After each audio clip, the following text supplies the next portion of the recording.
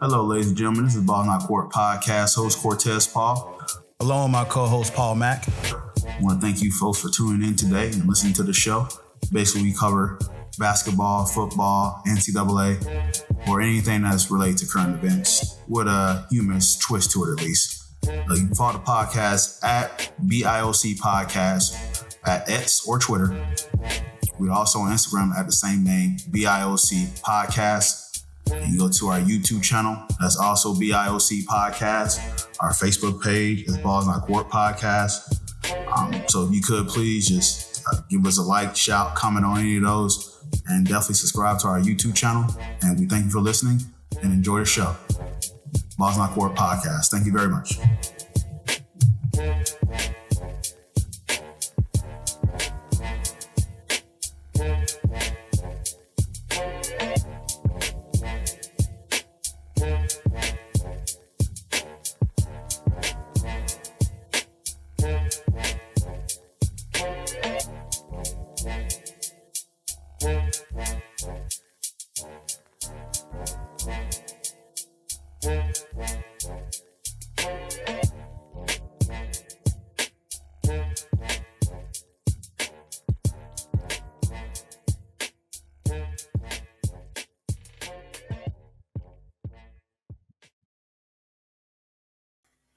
Welcome to the Ball Not Court Podcast. Cortez Paul is here. Mr. Paul Mack. How's it going, sir? What a weekend, pal. What a weekend, pal. The smallest glimmer of excitement that the New York Giants had was taken from us. But the Knicks are 2-1. They're on NBC right now, so I got my weekly dose of round ball rock. So I'm here, man. This is the first time in 15 years where can't see it, but Topps is back in the basketball card game. So I got my box of Topps basketball. I saw you share some in the chat. Yeah, man. bro. So it's exciting. Gonna start buying basketball cards again. Chase those Cooper Flag rookie cards and all that fun stuff. But honestly, VJ Edgecombe, man, we'll talk about him later, but that boy good. Yeah, like you can say he's real nice, but yeah, we'll save it, man. But come on in. So what did you make of the NFL this week, man? So this is week 8 in NFL, and games is pretty ugly. But what's your thoughts? What was your initial thoughts of week 8? I mean, 6 teams were on a bye. So we got the slop that was left. Not really a lot of surprises. Obviously, Miami surprised us. I think no one really thought Miami was going to drop 34 points. And it looks like the 49ers finally came back down to earth a little bit. Jets got their first win, but other than that, man, I mean, it was really hard to watch football. It was every single game was decided by multiple scores. They were over early and often, and this is usually the NBA. There's a joke in the NBA. We call it the National Blowout Association, and that was the NFL this week. Yeah, I mean, so the Miami Dolphins smashed the Falcons, but I know Kirk Cousins played because Michael Penix Jr. dealing with just a weekly injury, and I guess the fall off was that significant. And somebody farted on Tua's pillow. Apparently, he had like pink eye. Just looking at some of these scores, man. I guess Thursday was just kind of your big indication how the week was going to go because the Vikings and the Chargers are 37-10.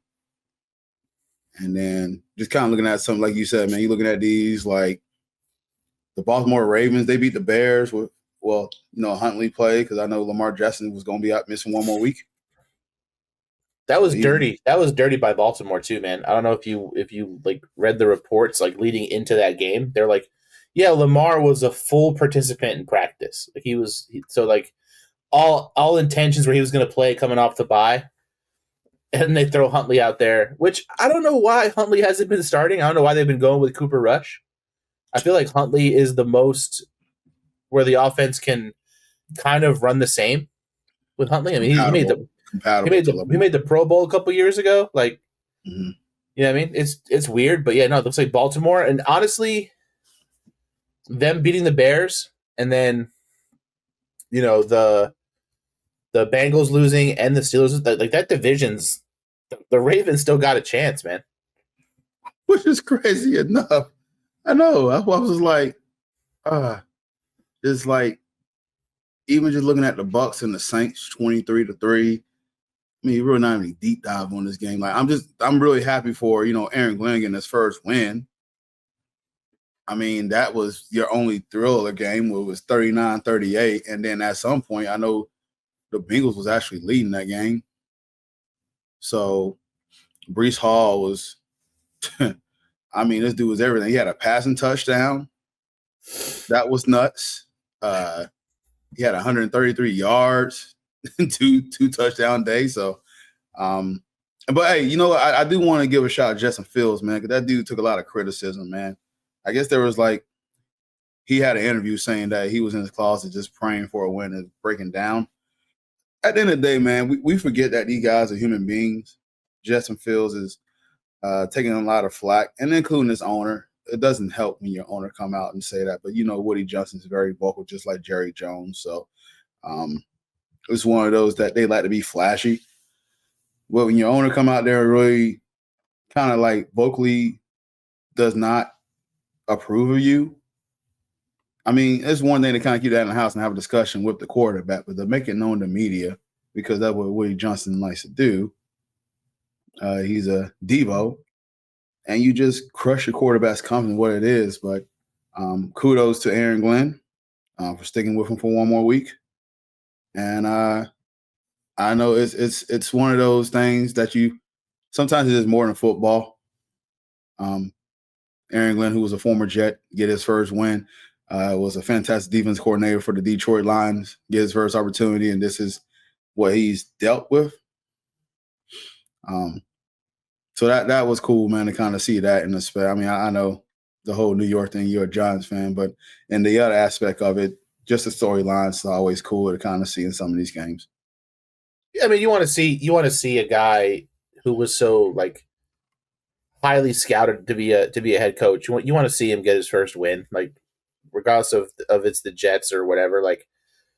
It's always good when a rookie head coach can get that first victory. So, they could have had it week one. They dropped it to Pittsburgh, but hey, they got it. I mean, they can pretty much just play a spoiler at this point. I don't know how well they're going to play, the rest of the year, what they're going to do with Justin Fields, but it's always good to get over the hump. Good to see Breece Hall play like Breece Hall. Looks like they figured it out. I mean, obviously it took a gimmick play of him throwing a touchdown to the tight end, but that's football, baby. It is, man. It is, and congrats to the Jets. Only time you hear me say congratulations to the Jets, but and now real quick, amongst all the blowouts, and before we talk about our two games, which are the ones that matter the most to us, can we talk about the Colts? Yeah, let's show them some love. 7-1. Jonathan Taylor has 14 touchdowns in 8 games. He had another 3 touchdowns this week. Yeah, man, that's bananas, dude. This guy is 80-yard touchdown that he ran off, and he's pretty much in the running for MVP. And you look at me and we ask ourselves where the Colts would be in the beginning of the year. I wouldn't say, going into week 9, they would have been 7-1. That's something I wouldn't have said about the Colts. Especially, I mean, you know Daniel Jones more than I do, and he's the one that's the quarterback of this team. So for us to say, to do that, but fantastic tight end. We already talked about their tight end, Tyler Warren. Dude is just a stud of freak of nature. Defense has been solid. They play the Titans. but guess what? You got to play who's in front of you. And at one point, the game was 31-7. So they handled business early on, and no, the Colts are deserving of where they're at right now, and they're just playing ball and handling the way that they should. And yeah, man, I don't know what you got to add to that, but Daniel Jones is looking solid, and Jonathan Taylor is the main piece. But Jonathan Taylor, bro, as historic as Saquon Barkley's season was last year, he ended the year with, I think, one more touchdown than Jonathan Taylor has through 8 weeks. Like, Jonathan Taylor's on pace to shatter every touchdown record I think the NFL has ever seen. Seems like every other week he has 3 touchdowns. He's catching it out of the backfield. He's running like he ran a few years ago when we knew he was going to be a top back in the league. Obviously, he had some injuries and some contract stuff that I think was distracting him, but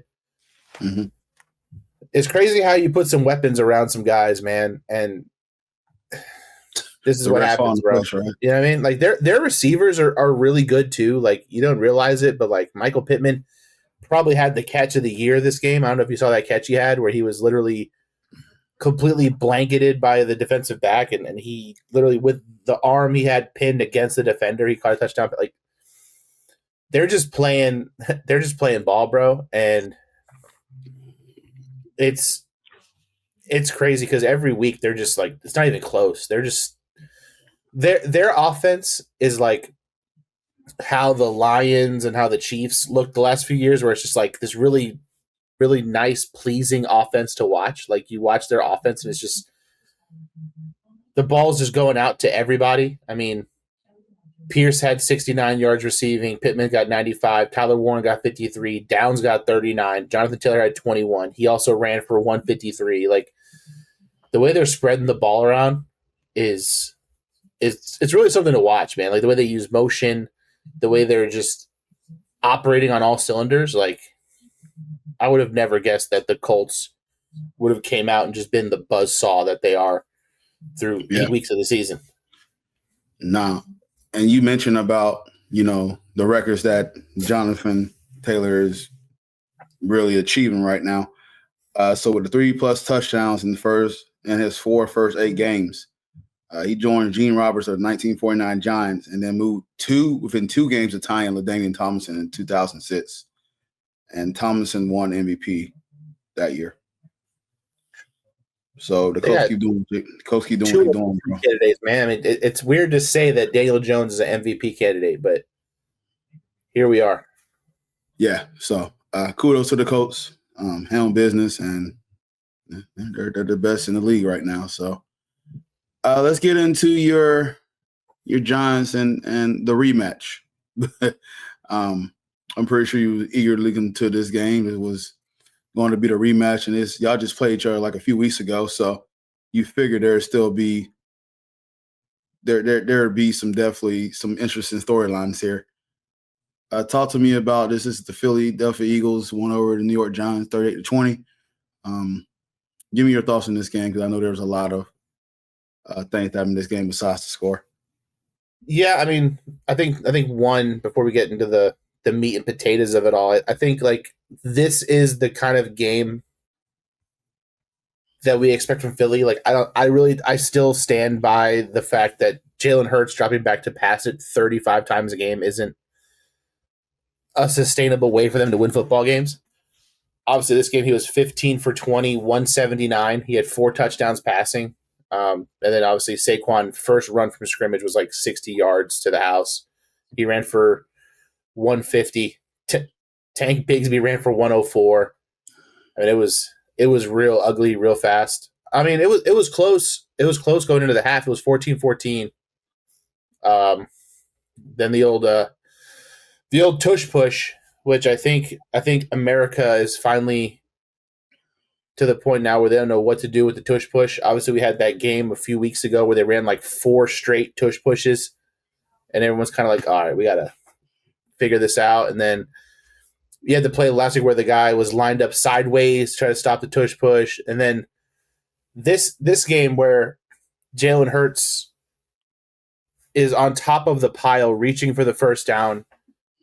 Kayvon Thibodeau literally snatches the ball out of his hands, and they say that his forward momentum was stopped.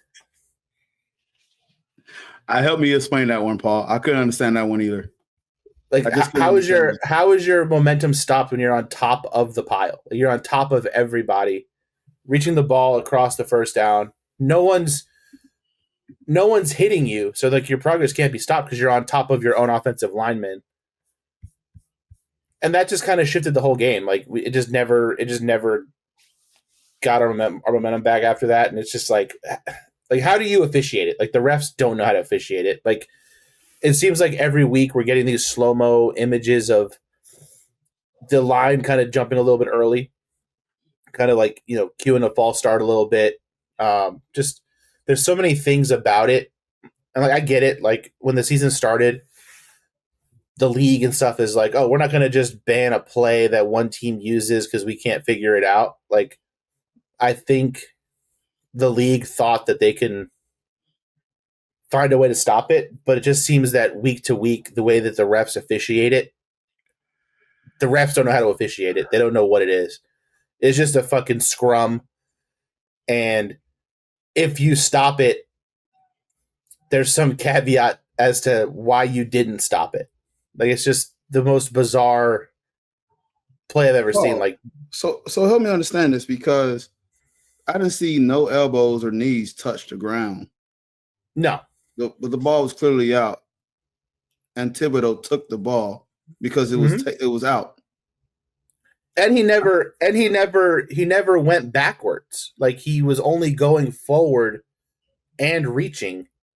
Like I understand if like the Giants got to him and like pushed him back a little bit and then the ball came out, like, but he was leaning forward the whole time. And then the ball came out and they're like, oh no, forward progress. He was stopped. Like he's on top of the pile, bro. But there's no way you can say that's forward momentum stopped. But forward momentum or stopped. Yeah, that's why you and other Giant fans and the rest of NFL fans that thought that were clearly a fumble. A lot of people in the social media like the Giants are getting hosed. He literally said that the Giants are getting hosed, and that was really the turning point of the game because like it kept their drive going. I believe they scored on that possession. It put a lot more pressure on us, and then obviously the missed hip drop tackle call on Cam Scatterbo. He dislocates his ankle, gruesome injury. Like you hate to see it. It reminded me of the Dak Prescott ankle from a few years ago. But like the fact that my man wanted to get up and walk off the field, like adrenaline is a crazy drug, bro. Like he literally was just like on the ground. His ankle is just dangling, and he's just put his like, pick me up. Let's get next play. And they're like, nah, bro. Like your fucking foot is not connected to your leg bone no more. On the gang sign, bro. Like you need to get on the card. Yeah. So he's so tough, dude. That's why I say I admire the toughness. Adrenaline's wild, but yeah, you hate to see it, man. Like he was one of the few bright spots we had. But yeah, man. I mean, this is kind of when the Eagles got hot last year too, though. They kind of figure it out. You know what I mean? Like it's just they kind of get by ugly the first half of the year. They drop some games, and then you hit that midway point, and then they start clicking. And it's just like the way they're clicking right now, the way the Chiefs are clicking right now. Like we're almost en route for another Kansas City Philadelphia Super Bowl if someone doesn't step in and do something about it. But so let me ask you this about the Eagles because A.J. Brown didn't play. Saquon Barkley ran off for 150 yards and 14 carries for a touchdown. Should we make a big deal about that or not? I mean, I just think that's their best offense. I think their best offense is when they can run the football. Like we've seen the games, a couple of games they've lost this year, and some of the closer games, like they've abandoned the run pretty early. And I think once you start running the ball the way they did, it just takes like this is the ideal like Jalen Hurts performance. You know what I mean? Like 180 yards, 9 yards per completion, a 75% completion percentage. He's just making all the smart little throws. It's a lot of, second and short, third and manageable. Obviously, without A.J. Brown, you kind of lose your deep threat. They've been kind of stretching the field the last few weeks. Like, he's been throwing a lot of deep balls lately. But it's just, this is the Eagles offense that I thought we would see all year. And like, for whatever reason, they've just been going off script, and Jalen Hurts has been throwing the ball a lot. Again, he's not turning the ball over, but obviously, like, there was those couple of games, the one against Denver and some of the games where they went scoreless in the second half because they just abandoned the run, and they're just going 3 and out. And it's like, if Saquon's running the ball like this, and you got Tank Bigsby running the ball for 100 yards, like, good luck, bro. Because then you're sitting on 3rd and short, and you can just push your way up the field.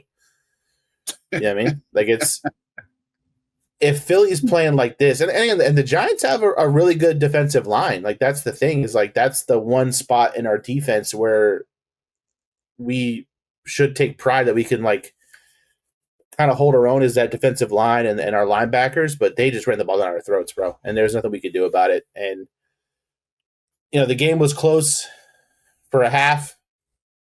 And I think just when Scatabo went down, the wind left the sails, and, what are you going to do? Yeah, we're man. 2-6. And all the hope that you look for with Cam and Jackson Dart it sucks, man. I felt your pain, man. I saw that. I was like, man, I don't want to test Paul right now and check on him. I don't want to do a wellness check. And that's the thing, too, is like, if you're a Giants fan, like, you're watching your former running back just gash you for 150 yards. Then your future running back dislocates his ankle. He goes down. Knicks lost Sunday night. It was a rough Sunday. I got you, man. All right, well, I can talk about my Broncos, and we can move forward here. How about your Broncos, man? Undefeated in the month of October. They are clicking very well. I was on the bus of, a leverage call and some mishaps in the Charger game. This team easily could be sitting at 8-0. Give credit to where credit's due. I mean, these are some tough teams to play on the road. So Chargers win fairly well, play very well at home. So does the Colts. So it is what it is. But I got to give respect to the Cowboys offense. The Cowboys offense is legit, and they've been moving the ball very well. They got 2 deep threats in CeeDee Lamb and George Pickens. So Dak Prescott's got some weapons around him. So it's one of those that we need to take our chance lightly. Respect that offense, but goodness gracious, that defense is horrendous of the Dallas Cowboys. They were missing some people as well. I know Diggs didn't play. It wouldn't have mattered that much because I know just looking at that defense, if the Denver Broncos was going to not go, because Denver's been having the issue with slow starts. And then it kind of got to me because I'm over here watching with my dad. My dad's a Cowboys fan. So I'm just like, well, Bo, within 3 passes, threw an interception. And here we go again. The slow starts continue. So shook it off real quick. They only have time, 27-10. R.J. Harvey got his first 2 rushing touchdowns of the season, 2 rushing touchdowns. He also had a receiving touchdown. Broncos had about 6 touchdowns in this game. And it was just a lot of Troy Franklin, the Oregon connection from Bowden to Troy Franklin was prevalent. Pat Bryant was a fantastic collegiate player for West Virginia. That's what we kind of drafted him to be in the future for. Cortland Sutton had like a little bit of a slow start, but then he started catching some tough balls. There was one drop that he usually don't drop the ball, and he had one drop, but then there was a few that he caught some tough ones, and that's the Cortland Sutton that we know. The only bummer that's about this, though, is Pastor Tan did lead the game with an injury. So he's pretty much going to be moving to IR. It was a pectoral injury. So that's kind of a bummer. Riley Moss is still getting picked on. okay, so some of these calls on Riley Moss, and I hate to say it, man, it's the white cornerback, man. The milk check. I just feel like, to me, the one was legit where he did get one, but there's a few I'm just like, they're picking on this guy, man. But here's the thing with Riley Moss. He does tend to get himself in trouble being handsy, but it's confusing because the stats are saying that he's doing a pretty good job. So the stats versus the eye test, the data is not adding up. So it's a little bit confusing, but I think he's a fantastic player. But now we come into where I think Jahdae Barron, he was our first round pick.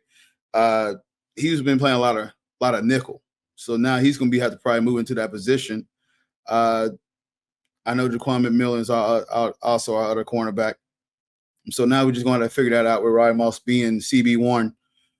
Our schedule over the next few weeks, I still want to have respect for the opponent. It is not as heavy as it was at the beginning of the season. But yeah, that pass to 10 loss is huge, very huge. And it puts more pressure on that front seven, which is fantastic, by the way. We still lead the NFL in sacks. It just put a lot of pressure on them, Paul. So, and I know we didn't have a show last week, but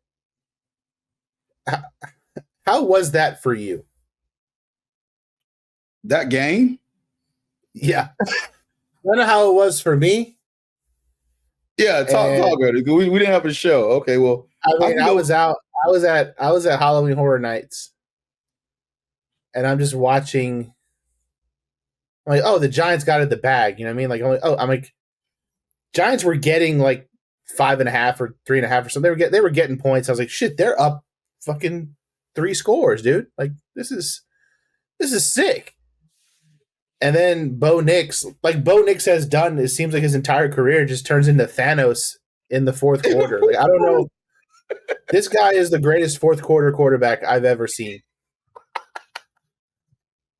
Like, how he doesn't play this way from opening kickoff, like, it's probably good for the league because this guy would be the greatest quarterback I've ever seen.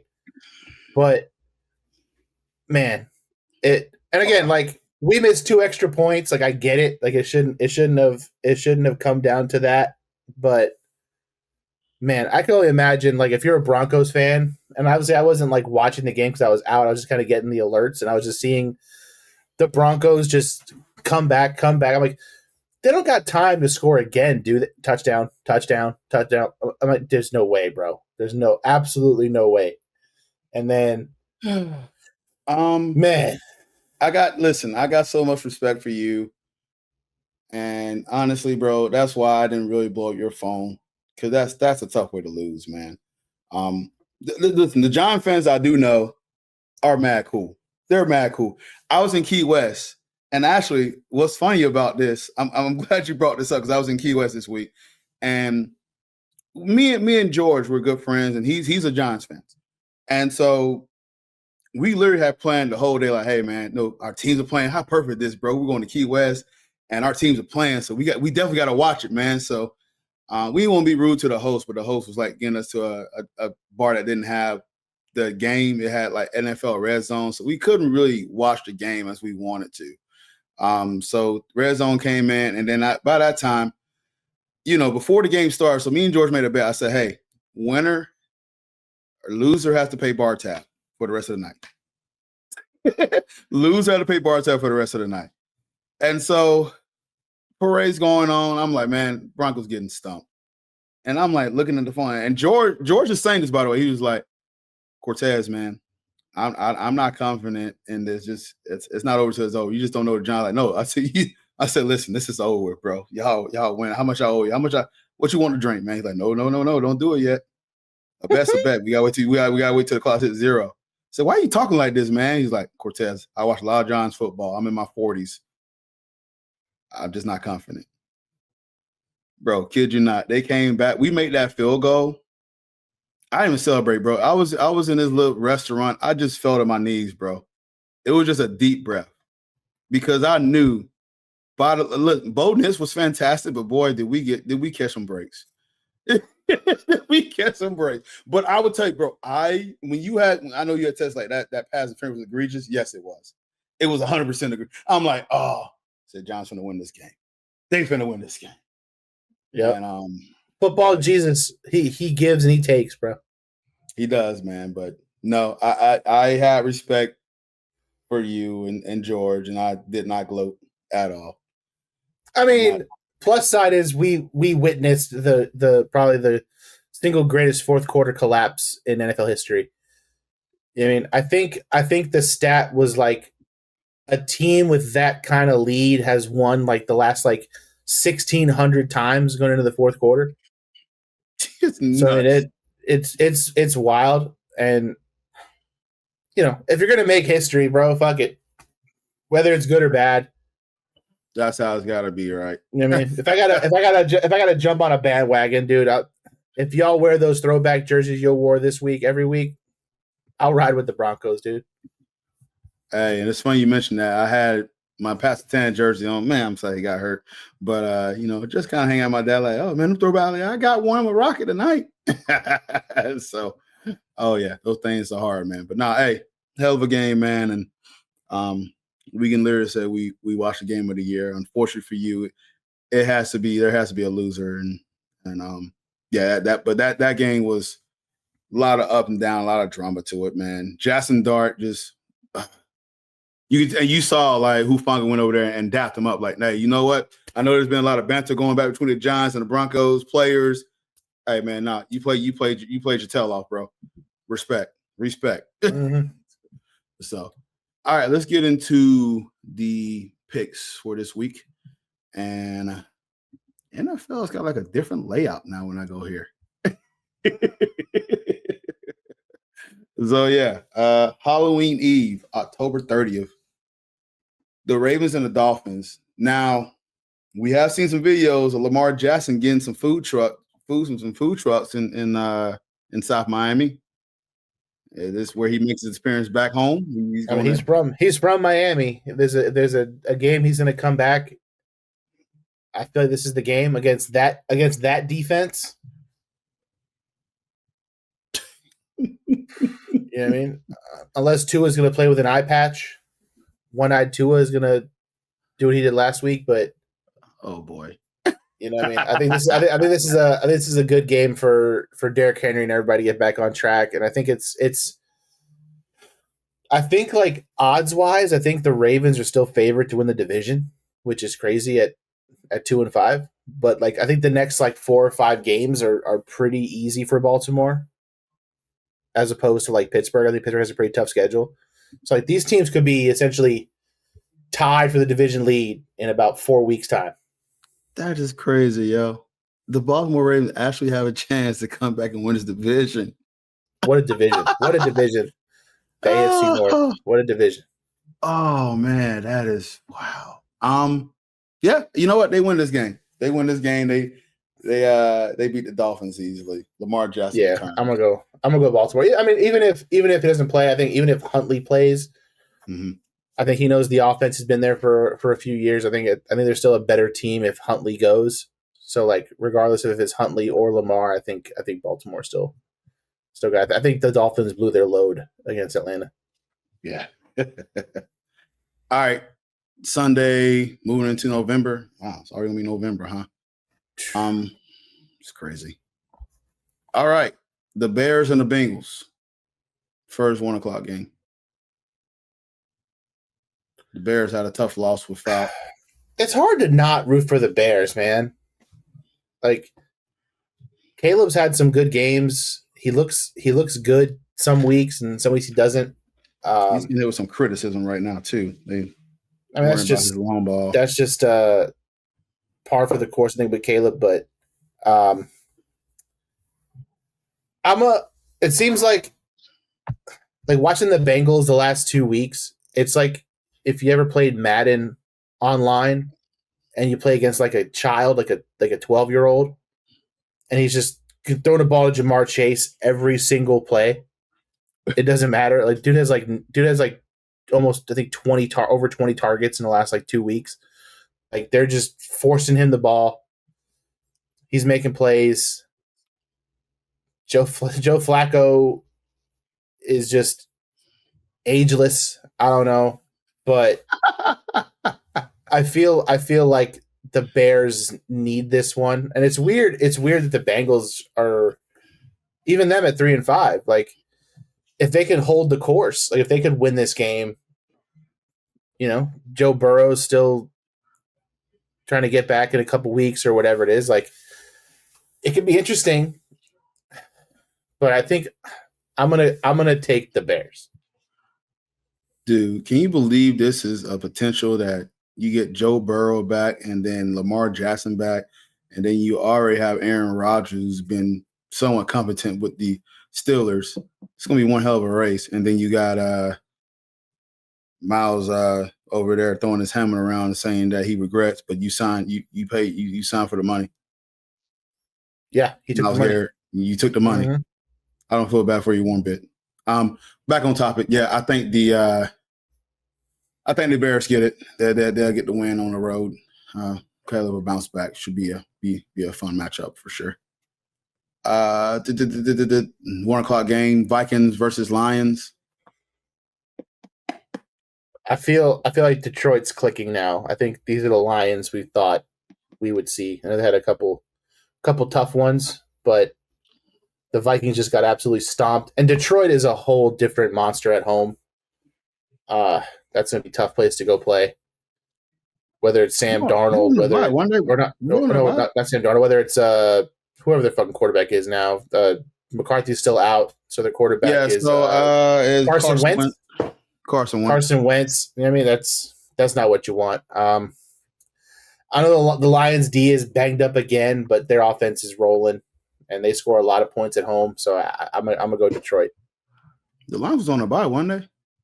So yeah, they probably got a little bit of rest for that defense, but Lions are rolling. I don't see the Vikings coming there and beat them. No.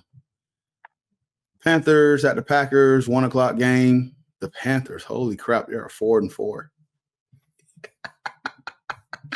They are 4-4. They are 2 games behind the Buccaneers, yo. You can only dream. It won't last, but holding steady. The Packers at the Packers. Nice little story for them. This is cool that they're 4-4, 500 the ball. Going to Green Bay, Lambeau Field. I don't see it. Packers win. Yeah, I'm gonna take Green Bay also. Not much to really say. Okay. Broncos at Texans, 1:00 game. Broncos on the road. Texans defense is really good though. Really good. Really good. We go from a really terrible defense to a really good defense, but the Texans offense is not. It's been a mystery. Broncos will win this in a close game. This will be a close game. I respect the Texans enough that this will be a dog fight, and we'll get the Texans there. What you think, Paul? I think CJ Stroud has kind of heard a lot of the criticism he's been getting this season. He's played a lot better the last few weeks. Obviously, I think their schedule has kind of allowed that to happen. They've kind of played some subpar defenses the last few weeks, but this is going to be a real test. Denver seems to be able to run the ball, which is something they haven't been able to do. So I think if you guys could establish the run, take some pressure off Bo Nix, this could be one of those ugly, low-scoring games. And, I think the Broncos, the momentum you guys have right now after the last 2 weeks is unmatched. It's hard to pick against the Broncos at this point. Yeah, they're rolling, man. And but that's why I expect the Texans defense enough. And then Surtain's going to be a really big miss on some of their targets that they have available for CJ Stroud. So we get some pressure on CJ Stroud, though he's susceptible to definitely put some stuff up there for questionable passes. So it's up to Nick Bonito and Coop and John Franklin Myers and all those big boys, Zach Allen. They got to really put some pressure on them, get them up to the jump. So it should be fun. The Falcons at the Patriots. I think Michael Penix Jr. is back, but the Patriots has been rolling as well. Patriots have I know we're talking about Broncos rolling. The pass has been really, really good. Drake May is coming to his own. Your thoughts on this game, Paul? Yeah, I think the Falcons are just frauds. Like I think like they started the year off like their defense is playing really really good, but like if Bijan can't get going, like they're shot. Regardless of who their quarterback is, I just think the Patriots, the way they're playing defense, the way Drake May is just chucking it out there. Yeah, I'm gonna take the Patriots at home. Alrighty. Yep, pass win as well too. 49ers at Giants. Giants is a home game. Sucks that Cam's not healthy. Giants has always been and it's crazy because the Giants has been getting some of these big team names a scare. I mean, Mac Jones looked like Mac Jones last week, which I think that was overdue. But they are just a well-coached team. Christian McCaffrey couldn't get going. My fear is we just got gashed for over 200 yards rushing by the Eagles. That I think this could be a huge Christian McCaffrey game. I mean, he's low key, like obviously Jonathan Taylor is stealing a lot of the spotlight at running back, but Christian McCaffrey's having a really good season. Like he's a top 5 running back and I think a top 5 wide receiver in like catches. Okay, no injury report so far, and it's probably because it's only Tuesday, so if I ain't got you know me, bro. I'm gonna roll with the Giants at home. Fuck it. Hey, I love your confidence, man. I respect that surely, and that's as the kids say, I stand on business, bro. Yeah, and Jackson Dart has you feeling that type of way, so I don't blame you that type of way. Just too much going on, man. I feel like y'all give it a dog fight for sure. Y'all line, y'all front seven is very, very good to give them fits. If 49ers go around and start lacking, start sleeping on you guys, it'd definitely be a contest. And their defense is really banged up too. So I mean, if we can get something going, I think it could be close. Yeah, I think it'd be a close game for sure. I got 49ers etching down the road. Colts at the Steelers. Where Brad when you need them? Steelers defense is historically bad. They're rough. And you got pretty much MVP candidate that's run over everybody. That's got a multi-game touchdown games going in 3-4 the last few games. I don't see why that won't be repeated. I heard somebody say that the Steelers defense is the opposite of like a Bill Belichick defense, where they're just like, we're going to take away your worst guys and let your best guys beat us.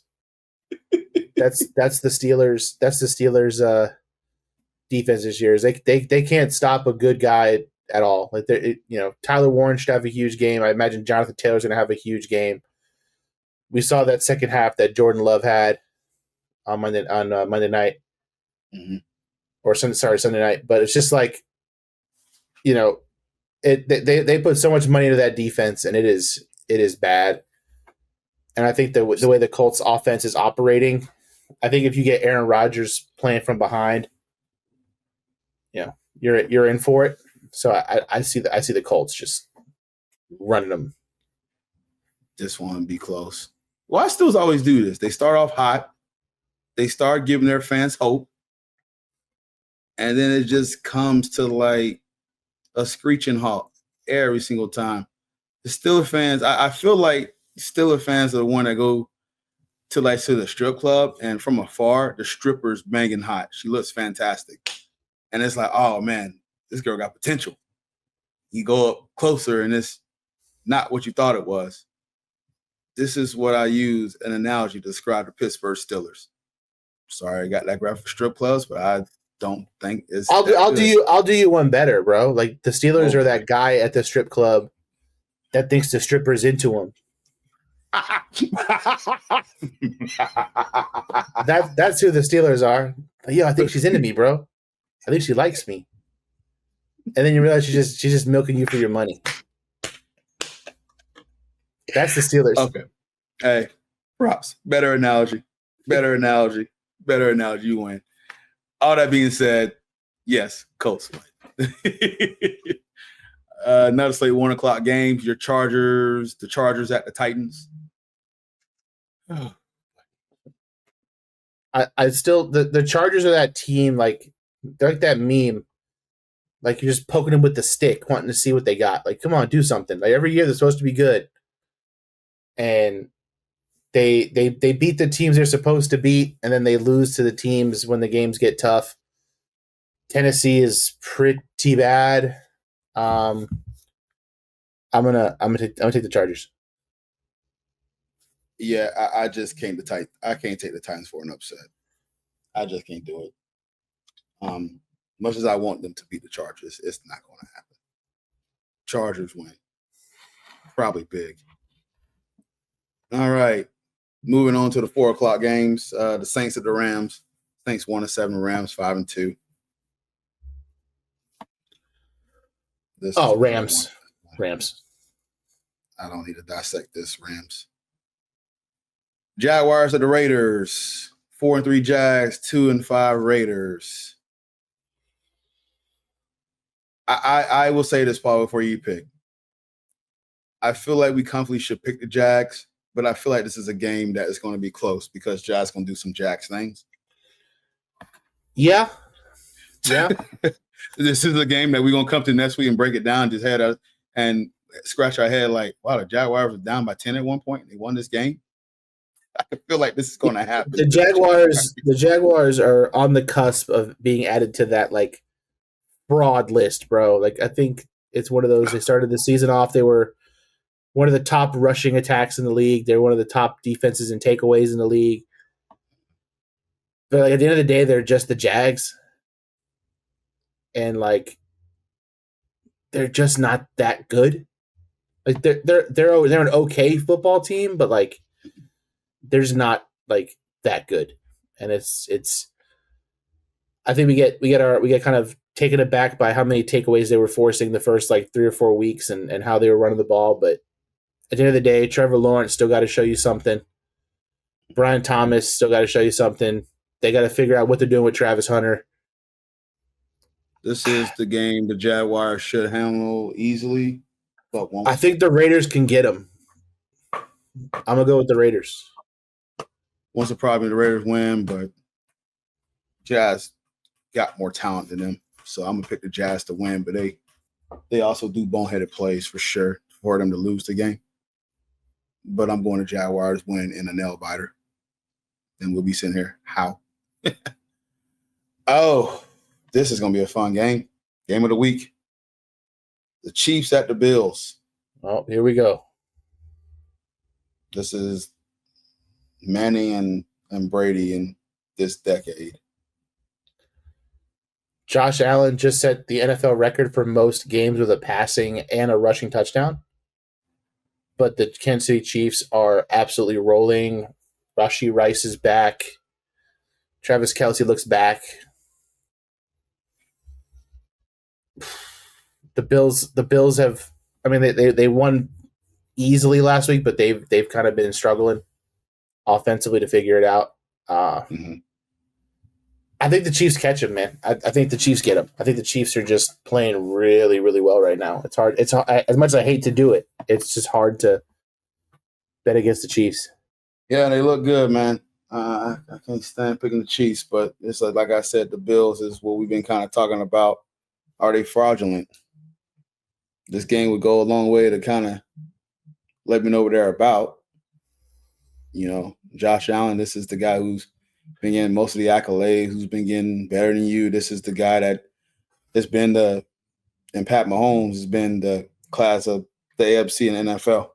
So, all that being said, I got the Chiefs winning. Sunday Night Football, Seahawks and Commanders. Jaden Daniels didn't play this weekend or this Monday. I'm talking about like it's not too long ago. Monday, and then the Seahawks, Sam Darnold and crew. There's this this game be closer than what we think it was. What I think it will be. But then again, I don't know what Jaden Daniels' status is.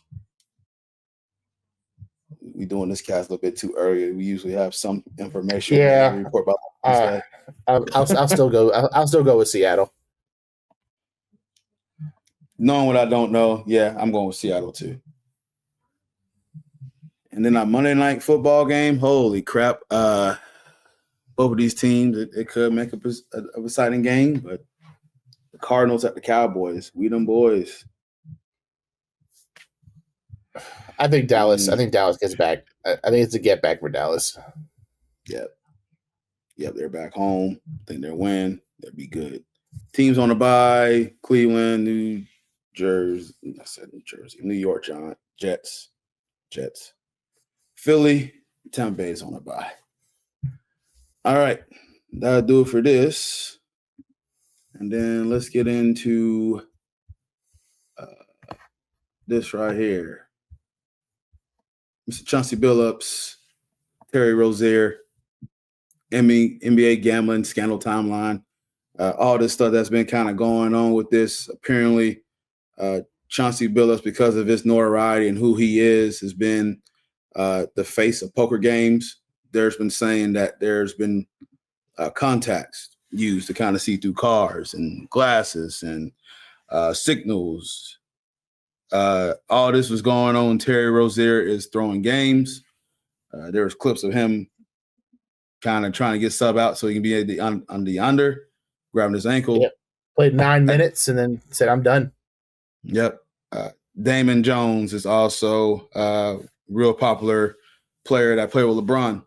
Was a great role player that kind of came in and hit big shots. They kind of highlight him coming in for one play and then hitting a three, and then that was it. So Kevin Garnett name's been linked to this. Chauncey Billups wore a Clutch Sports sweater walking out the jail facility. I mean, I'm going on and on about this. Jonte Porter, who is Michael Porter Jr.'s brother, has been suspended and banned from the NBA with gambling. So, Paul, what's your initial thoughts about this, and what does Adam Silver needs to do? The weird part is, like, you know, we heard about Malik Beasley during the offseason being investigated for something, for the similar, behavior, and he's not even on a team right now because he's still under investigation. Which is, it's wild that he hasn't been indicted or anything like that, and apparently he's not cooperating with the feds. But it's just weird because, like, the NBA cleared Rozier. They were like, "Oh, we don't see anything wrong. Like, he didn't do anything wrong." So the NBA, the Heat, they cleared him, that he had no wrongdoings, and then Kash Patel's bug-eyed ass is on the news talking about, we arrested him at 6 a.m. in the morning in Orlando after losing to the Magic in a game he didn't even play. That he's tied to some gambling, and I think the craziest part is that, like, they're making this whole thing, like, tied to the mob. Yeah, like, yeah. That's the wild part for me, is that the mob is somehow involved, and I think they're just, like, I don't know, like, obviously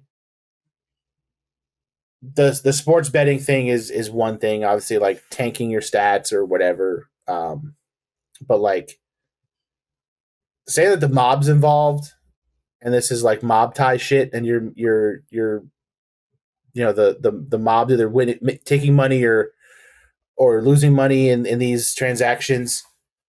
It's just crazy to me that, like, and the NBA is, like, a pro gambling league. Like, they were very adamant on legalizing gambling, and like, some say it's for reasons like this. Like, they want to know, like, when it's easier to find out these things if gambling is legal.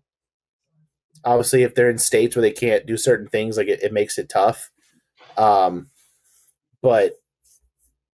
I don't think this is the end of it. I think there's other guys that are involved. There's a lot of guys in this league a lot of suspect behavior all the time in the NBA, bro. Yes, you got the wrestling games, the load management, and to add to your gambling scandal. So this is back in April 9, 2019. Rigged poker games backed by the Bonero, Gambino, and Genovese organized crime families began as early as 2019. Chauncey Billups on this date allegedly to fall victims of more than $50,000. A scheme that featured a stuffing machine that has been secretly altered to conceal technology to read the cards in the deck and to predict which player at the table had the best poker hand and relay that information to an off-site operator.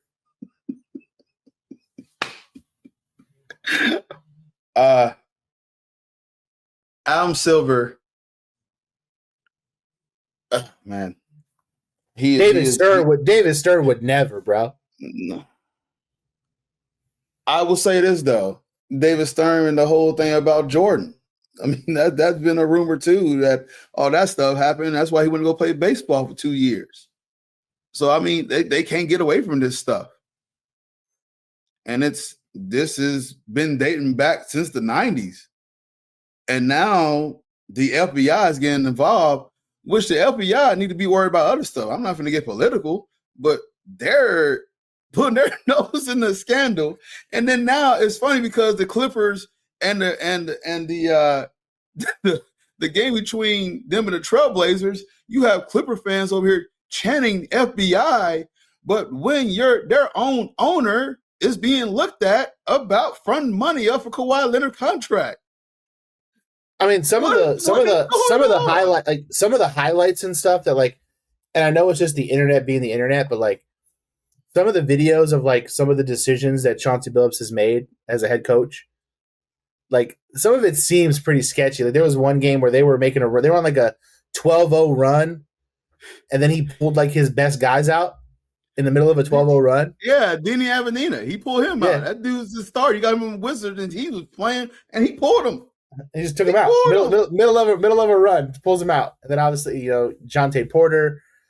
And it's always going to be like these guys that like don't put up huge numbers anyways, but like even with Michael Jordan, like knowing what we know now in this era with sports gambling and all that stuff, like I don't know what Michael Jordan could have been gambling on that would have got him sent to baseball, because like he ain't going under.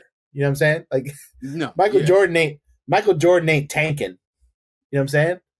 So like whether he was betting on other games or whether he was betting within the NBA, like I don't know, because I don't even know how big prop bets were back in the 90s. You know what I'm saying? Like I don't even think they were what they are now with this whole like daily fantasy stuff. But like some of like I saw there's a podcast on ESPN. Well, it used to be on ESPN, but it's on like YouTube. But Pablo Torre finds out, and he did a whole episode on Malik Beasley.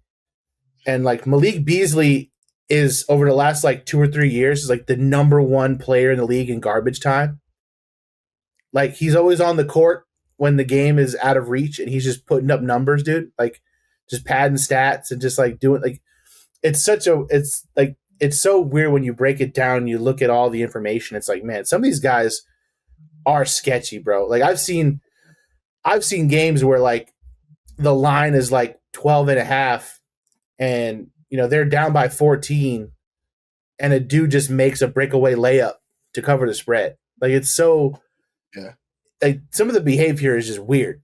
Like, it's just really weird behavior. Pope was involved in something like this. Yeah. With the Magic. He was involved in something like this. Just a pointless layup that doesn't matter. You know what I'm saying? It affects nothing. And it's like they covered the spread. I'm sure my man got paid.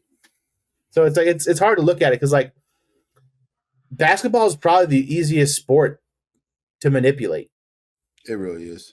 Yeah. You know what I mean? When you look at it. And it's like, I know it's not over. And I know like this is just like a pivot because they don't want to release the Epstein files or whatever. So they're going to release the FBI NBA gambling files. But it's funny, man. Like it's so funny. I wouldn't have expected like illegal poker games. That's crazy. Like, apparently they were taking place all over the country. Like, they were just doing these poker all over the country, and Chauncey Billups is tied to it, and Damon Jones is tied to it. Meanwhile, Terry Rozier is out here shaving his own points. Bro, Maverick Carver been linked to this. Members of Clutch Sports has been linked to this. That's what I'm saying, man. If you're LeBron, this kind of scary a little bit, bro. Yeah, like he's been involved in some of these poker games. My man misses a lot of basketball. Mm-hmm. Like, So it makes you wonder, like, what's really going on? And I mean, Adam Silver, this is a problem, dude. You got to handle this. But does he has the testicular fortitude and the gall to actually do something? No. it's hard, man, because when you're the NBA and you have like FanDuel in your back pocket, like they're a big sponsor. Like they're a big sponsor for the NBA. You know, BetMGM, ESPN Bet. Hard Rock Bet sponsors the Orlando Magic now. Yeah, so I'm saying, like you're seeing Prize Picks commercials in the middle of all these games. Like it's such a big deal, and it's all geared toward player props. Like it's very rarely is any of this stuff like traditional like lines and spreads and winners and losers. It's about just going right to the player props and diving into injury reports and all that shit. Did you see the ESPN clip where they're talking about this scandal going on, and on the bottom right-hand side of the screen, they have ESPN Bet right there. And because they're so oblivious to it, they took that ticker off. Yep. It is a problem. This is a problem. We have fans yelling at players about props. Yep. Call the number, dog.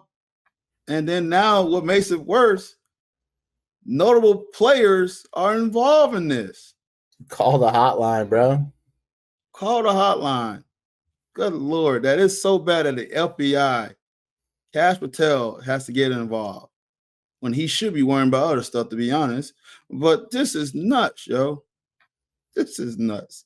But hey, more of this stuff come out. Me, Paul, and the panel will talk about it. So, yeah, shit's crazy, yo.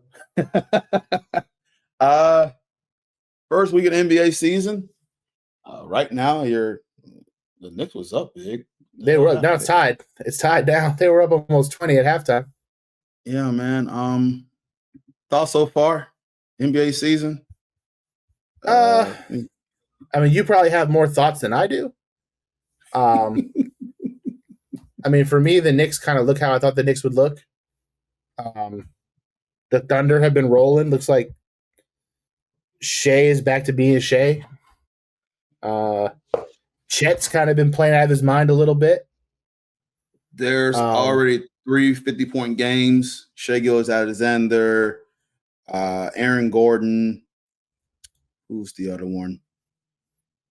I'm blanking on the third one, but there's 3. Scoring is up like crazy. And just with the week 1, there's overreactions everywhere. Particularly from Orlando Magic, I can tell you. So Orlando has hired Joe Prunty, and he's going to increase the pace for the team. The way to get a team going is to make sure, hey, they need to get buckets, to find some easy baskets and some opportunities. What that seems to fail, the negative effect that it's having right now is Orlando's turning the ball over like crazy, and they're not getting set.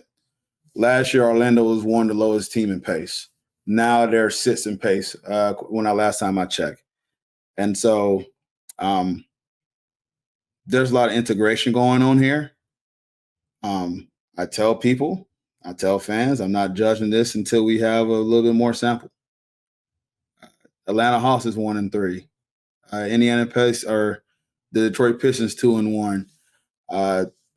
Philly's about to be 4-0. Yeah, Philly is playing very, very well. I can tell you, I came here last time I see Orlando give 132 points. And meanwhile, while they're scoring 120. It seems counterproductive, like a team that's as good as you guys are defensively to push the pace. Because then you can't get set. You can't get set defensively. Nope. You're going to take bad shots on offense. You already can't really shoot the 3 ball to begin with. Oddly enough, too, to add to that, Paul, is that Franz Wagner is like third in ball handling usage. Taj Jones and Anthony Black are higher than him. In what world is this happening? Franz Wagner in the fourth quarter need to be handling the ball more. You need to go to your stars in the fourth. Why are we having AB handling the ball when we know that it's been a problem with him trying to find the correct pass while he's still developing? And I do agree with some of the fans in this sense, because a lot of fans have been talking, a lot of people have been talking. Mostly is still, it seems like just through these first 4 games, mostly is coaching for development. You need a coach to win. You have Paulo and Franz should be having the ball. Desmond Bain is not running up pick and rolls. Now he's getting to the rim. He's fantastic. He's handling the ball. I want Desmond Bain taking 8 3-point shots a game. I don't need him taking layups. I got Franz and Paulo that can take layups. I got other players that can take layups. Desmond Bain needs to be taking 8 threes a game. I brought this man here to shoot threes. We was the worst 3-point shooting team in the league by 2%. I had a broke down on my podcast that was on a podcast from Tim Legler when he was on All NBA podcast, where he said we was 2% worse in 3-point shooting. You do that gap at the top, there was 12 teams. There's one team that was better than us by 2%, and that was the Wizards. Desmond Bain needs to be shooting the damn ball. I don't want him to see him take layups. You have a lot of guys. There's a lot of guys right now that are. I think you guys just have a ball handling issue at a period, because like Desmond Bain can handle the ball. He can make plays. Like he's career 5-6 assists a game, but like he's only averaging like, he had like 1 assist yesterday. I think he had like 3 assists the game before. Like, yeah, you're kind of wasting Desmond Bain if you're going to expect him just to sit out there and let Franz and Paulo just kick it out to him for a 3. It just seems like a waste of talent for Desmond Bain. Mm-hmm. But also, like you said, there's a lot of clogging in the paint. If you have him, Paulo, and Franz on the floor with Wendell Carter, there's a lot of bodies in the paint or looking to get into the paint, and it's just it's a hard offense to watch. I'm sure y'all will figure it out. Yeah. Like I say, man, it's one of those that you're importing a new piece. And I know someone hit me with like, well, VJ Edgecombe is looking like a rookie. I'm like, well, you don't have a lot of tape on rookies. You know what Desmond Bain can do. You know what Paul Banchero could do. You know what Franz Wagner could do. And I'm not disrespecting VJ Edgecombe. I think he's having a hell of a rookie campaign. But to sit here and try to get tape on someone that's college versus pro, it's just different, man. It's different. And then also you got Tyrese who pushed the pace and doesn't lose the ball. Listen, I love CJ to death. That's my guy. But AB is a wing. He's not a point guard. He still got to develop some paths and get that stuff going there. And CJ loved him to death. But he's Michael Carter Williams, bro. And he just got to work on his pass. And that's why we brought in God Shem. But right now he needs to be playing as a wing. If we need to develop that, we're trying to win here. That's what we brought Desmond Bain in and traded those 4 picks for. We're not worried about the future anymore. We gave away our future capital for Desmond Bain. And Taj Jones, who I was a bit advocate for, oh, buddy, I'm already eating a lot of crow in 4 games. I mean a lot of crow, man. So no, it's a fun season so far. It's been a lot of hot takes, like it usually is. OKC looking fantastic. Denver. I know a lot of people complaining about Joker. Oh, Austin Reeves was the other 50-point game. That's right. Yeah. Austin Reeves. They're playing that Aaron Gordon game was crazy. It's impressive. He made a lot of threes. He made a lot of threes. Shea and the other guy who Austin Reeves, they took a lot of free throws. Well, Shea's getting to the free throw line. Yeah. Golden State is also pretty interesting because they got Jimmy Butler and Draymond Green and the whole Kuminga project, where I know there was a lot of divergence about his contract. So, Minnesota's. I think Anthony Edwards out 2 weeks with a hamstring. Yeah, he's got an injury. So Cooper Flagg hurt his shoulder. Wemby, San Antonio's 4-0. Martian. Jesus Christ. Dude is here, bro. I'm telling you, and we already talked about this on the podcast. USA men's basketball team's in trouble. Yeah, France is coming. France is winning it all. If I was a betting man, I'm putting money on France to win it all because of Wemby. Wemby is doing stuff that I think he had 8 blocks the other day. Dude is handling the ball from 94 feet. He's nutmegging people this dude is a freak of nature, dude. He's hitting threes. He's hitting step back threes. He's putting people on skates. He's doing reverse dunks under the rim. Like he's catching lobs. Yeah. What you think about the games being on NBC? You think the commentating crew, how you feel? Yeah, I like the whole presentation. I feel like the whole crew's pretty good. The conversation flows better. I know it's been. It was weird. It was weird the first game I watched ESPN, seeing the TNT guys on there. That was kind of weird. How different is that, right? Yeah, especially weird. The hot takes. But listening to NBC, I feel like it flows better. Now, I don't know what your man's Carmelo coming up in like a jumpsuit, like he's in the Italian mafia. You better be careful. They looking at the Gambino crime family, bro. He's here. Good stuff. But yeah, NBA's but also too, one more NBA headline, man. The Pacers signed Mac McClung, dude. I'm happy for him. They're real short at guard depth. I think Nembhard went out with injury. So they monitored that, and they was really playing with like a lot of wings in that game against OKC, and that was a good game to go to overtime. So I'm happy for Mac. I think he does got the talent to play in the NBA in spot minutes. So good for him. And there you go. Lauri Markkanen scored 50 points yesterday. Yes, I added him to the list. It's apparently it's easy to get 50 points now because in today's NBA. This ain't my NBA. Before we do close, the Dodgers long game last night. Woo. Freddie Freeman sent them home. Shohei Ohtani might be the single greatest just athlete of all time. Like, it's not even close, bro. He was on base 9 times yesterday. He got walked 5 times, and he was 4 for 4. And then he's pitching today. This motherfucker just played 18 innings, and he's fucking pitching today. Dude's a freak of nature, bro. Hit 2 home runs. Just, man, dude's built different. And then has probably the best contract in sports. They deferred most of his contract, so like they're saving a bunch of money. So that's why baseball's crazy, bro.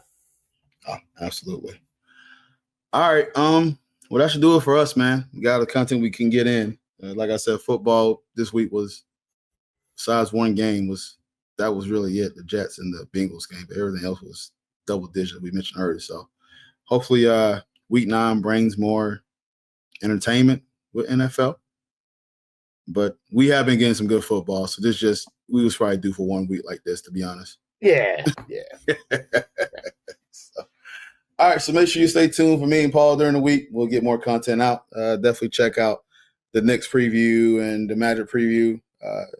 Him and Saul did a really good job with the Knicks. And then me and Yachty, one of my good buddies of mine, he stepped in. CJ was supposed to be a part of that, but I guess his foot hurt, so he couldn't roll to a computer and do a podcast. But start vlogging these Magic games, bro. Man, I'll be all into it, man. I gotta find some energy to do that, but definitely. Just strap a GoPro to your head, bro. You'll be all right.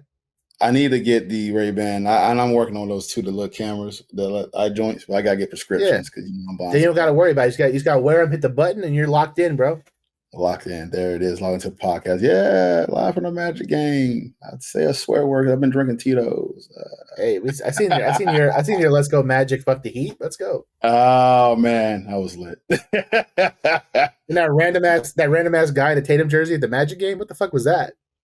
Well, I will say this: he's a season ticket holder, and I know Drew, so you know him too. That's who he is, bro.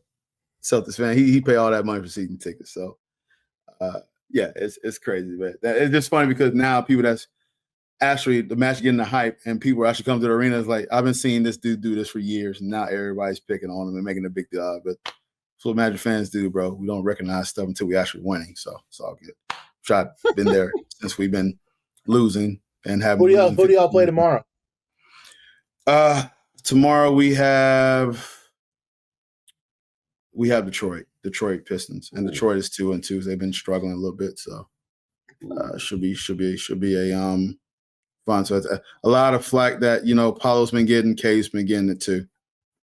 He's not having a good start to the season so far. So, but yeah, we'll see how that goes. But make sure y'all follow the podcast in the week. Podcast page is BOC Podcast on Twitter, X, whatever you call it. You can find me on CP, Mr. Mac.